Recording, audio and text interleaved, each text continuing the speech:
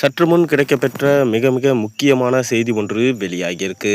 திமுகவில் மிக முக்கியமான 10 அமைச்சர்கள் ராஜினாமா. பரபரப்பு.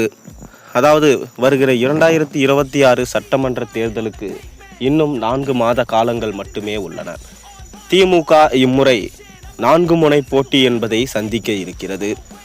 ஒரு பக்கம் அதிமுக கூட்டணி, இன்னொரு பக்கம் சீமான், இன்னொரு பக்கம் புதிதாக உதயமான தாவேகா தலைவர் விஜய் அவர்களின் தாவேகா கட்சி. இப்படி 4 முனை போட்டி என்பதால் இம்முறை சற்று கடினமாக தான் ஆட்சி அமைப்பது என்பது இருக்கும். தொடர்ந்து பணத்தை வாரி இறைத்தால் மட்டுமே வெற்றி என்ற நிலைமைக்கு திமுக வந்துவிட்டது.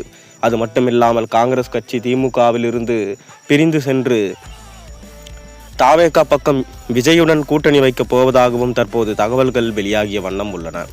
மேலும் இதைத் தொடர்ந்து திமுகவில் முக்கியமாக உள்ள அமைச்சர்கள் அனைவரும் கிட்டத்தட்ட 10 அமைச்சர்கள் அதிரடியாக ராஜினாமா செய்ததாகவும் தற்போது தகவல்கள் வெளியாகியிருக்கு.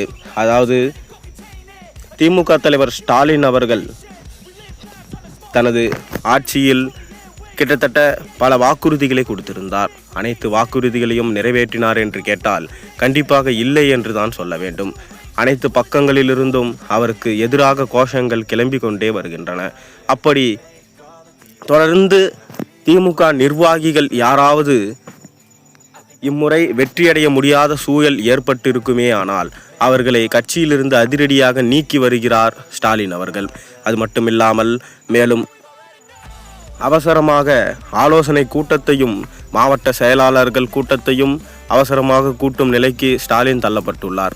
இந்த மாவட்ட செயலாளர்கள் கூட்டத்தில் அதிரடியாக சில முக்கியமான விஷயங்களும் முடிவெடுக்கப்பட்டிருக்கிறதா தெரிவிக்கப்படுது. அதாவது பல ஆண்டுகளாக வெற்றி என்பதே காணாத நிர்வாகிகள், வெற்றி என்பதே குவிக்காத நிர்வாகிகளை அதிரடியாக கட்சியிலிருந்து நீக்க வேண்டும் என ஸ்டாலின் தலைமையில் முடிவு எடுக்கப்பட்டுள்ளதாம். அது மட்டுமில்லாமல் மூத்த நிர்வாகிகளுக்கு இம்முறை வாய்ப்பு இல்லை என்கின்ற தகவலும் தற்போது வெளியாகியிருக்கு. இதனால் வாய்ப்பளிக்கப்படாத நிர்வாகிகள் மற்றும் முக்கியமான அமைச்சர்கள் 10 பேர் ராஜினாமா செய்ய போவதாகவும் தற்போது தகவல்கள் பரவலாக திமுகவிற்குள் பேசப்பட்டு வருகிறது.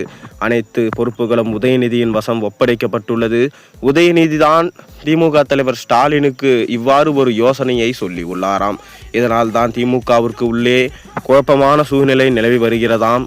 கண்டிப்பாக திமுக வெற்றியடைவது கடினம்தான் எனவும் தற்போது 10 அமைச்சர்கள் கிட்ட ராஜினாமா செய்தால் திமுகவின் எதிர்காலம் என்னாகும் என்பதை நீங்கள் கமெண்ட் வாயிலாக தெரிவியுங்கள்.